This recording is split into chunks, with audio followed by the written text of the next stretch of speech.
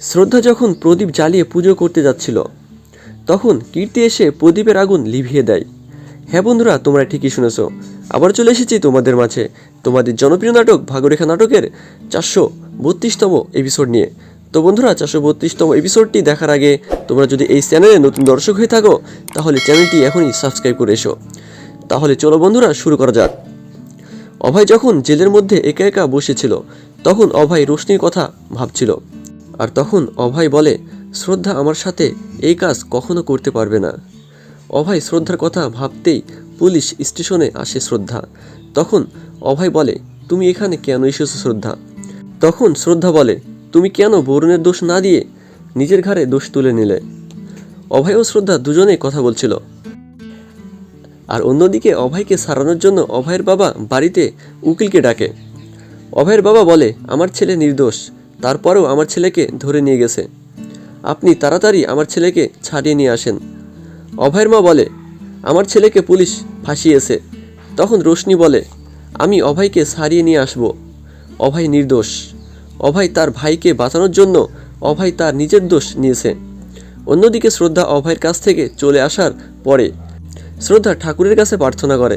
শ্রদ্ধা যখন প্রদীপ জ্বালিয়ে পুজো করতে যাচ্ছিল তখন কীর্তি এসে প্রদীপের আগুন লিভিয়ে দেয়। তখন কীর্তি বলে, তোমার লড়াই করে কোনো লাভ হবে না, বরুণ যে বব্বরশের গ্যাংয়ের লিডার এটা কেউ প্রমাণই করতে পারবে না। তখন কীর্তি বরুণের সিম মোবাইল থেকে খুলে নেয়, মোবাইলটা ভেঙে ফেলে। বরুণ নামে কোনো প্রমাণই রাখে না। কীর্তি শ্রদ্ধাকে বলে, এবার তুই বরুণের নামে কিভাবে প্রমাণ দেখাবি শ্রদ্ধা? তখন শ্রদ্ধা বলে, আমি সবাইকে বলে দেব কীর্তি ত্রিপাঠী একজন বেঈমান আইপিএস অফিসার। তখন কীর্তি হাসে আর বলে, তোমার কথা কেউ বিশ্বাস করবে না দিদি, কারণ আমি বরুণের ফোন নষ্ট করে ফেলেছি। অতঃপর শ্রদ্ধা ও কীর্তির মধ্যে ঝামেলা শুরু হয়। পরের দিন সকালে সবাই যখন খাবার টেবিলে মন খারাপ করে বসেছিল তখন সেখানে আসে শ্রদ্ধা। আর তখন শ্রদ্ধাকে দেখে সবাই সেখান থেকে চলে যায়, কেউ শ্রদ্ধার সাথে কথা বলবে না। তখন সেখানে আসে রোশনি। শ্রদ্ধা রোশনিকে বলে, তুমি কি চাও রোশনি? তুমি চাও আমার সাথে যেন এই বাড়ির কেউ কথা না বলুক? তখন রোশনি বলে, আমি তোমাকে সবার কাছে খারাপ সাজিয়ে এই বাড়ি থেকে বের করে দেব। তখন শ্রদ্ধা বলে, তুমি আমার কিছুই করতে পারবে না রোশনি, বরং আমি তোমার আসল রূপ বের করেই ছাড়ব। দুজনে মিলে ঝামেলা করার পরে রোশনি সেখান থেকে চলে যায়। অন্যদিকে কীর্তি যখন পুলিশ স্টেশনে যার জন্য তৈরি হচ্ছিল তখন সেখানে আসে বরুণ। বরুণ কীর্তিকে বলে, কীর্তি আমার ফোনের সিম চুরি হয়ে গেছে। তখন কীর্তি বলে, এটা তুমি কি বলছো বরুণ? তখন সেখানে আসে শ্রদ্ধা। শ্রদ্ধা বলে, তোমার খেলা শেষ বরুণজি, তোমার সব প্রমাণ আছে আমার কাছে। তখন বরুণ ভয় পেয়ে যায় আর কীর্তি শ্রদ্ধার হাতে থাকা ব্যাগটি কেড়ে নিতে থাকে। তখন শ্রদ্ধা সেখান থেকে পালিয়ে যেতে লাগে। আর তখন বরুণ রুমের দরজা আটকে দেয় আর কীর্তি ও বরুণ মিলে শ্রদ্ধার হাতের ব্যাগটি কেড়ে নেয়। শ্রদ্ধা অনেক চেষ্টা করে বরুণের হাত থেকে ব্যাগটি নেওয়ার, কিন্তু বরুণ ব্যাগটি নিয়ে সেখান থেকে বাইরে চলে যায় আর এই ব্যাগটি বরুণ আগুন দিয়ে পুড়ে ফেলে।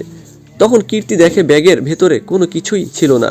তখন বরুণ বলে, তার মানে শ্রদ্ধা আমাদের বোকা বানিয়েছে। তখন কীর্তি যায় শ্রদ্ধার কাছে আর বরুণের কাছে আসে কুণাল।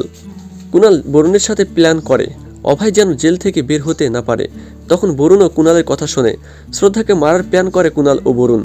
অন্যদিকে অভয় জেলে বসে বসে শ্রদ্ধার অ্যাক্সিডেন্টের স্বপ্ন দেখে আর তখনই অভয় চিৎকার করে ওঠে আর শ্রদ্ধার কথা ভাবে।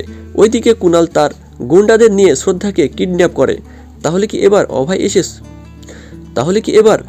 অভয় এসে শ্রদ্ধাকে বাঁচাবে? সেটা তোমরা জানতে পারবে আগামী 433তম পর্বে। ততক্ষণে তোমরা আমাদের এই চ্যানেলের সাথেই থেকো। আর হ্যাঁ বন্ধুরা, তোমরা যদি এই চ্যানেলে নতুন দর্শক হয়ে থাকো তাহলে চ্যানেলটি এখনই সাবস্ক্রাইব করে এসো। আর ভিডিওগুলো কেমন লাগে এটা তোমরা কমেন্টের মাধ্যমে জানাবে। ভালো থেকো, সুস্থ থেকো, ধন্যবাদ।